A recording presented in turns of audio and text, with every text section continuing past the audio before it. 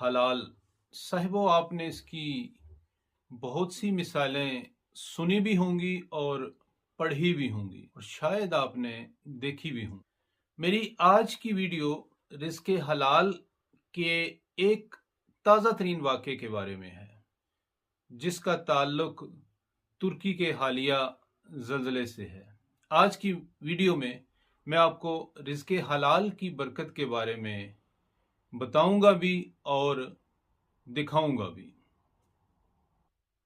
ترکی کے حالیہ زلزلے میں تقریباً 10 لاکھ سے زائد عمارتیں زمین بوس ہو گئیں، جس میں ایک عام گھر سے لے کے بلند و بالا ٹاورز تک شامل تھے۔ ترکی حکومت نے سب سے پہلا کام یہ کیا کہ جن بلڈرز کی بنائی ہوئی عمارتیں اس زلزلے میں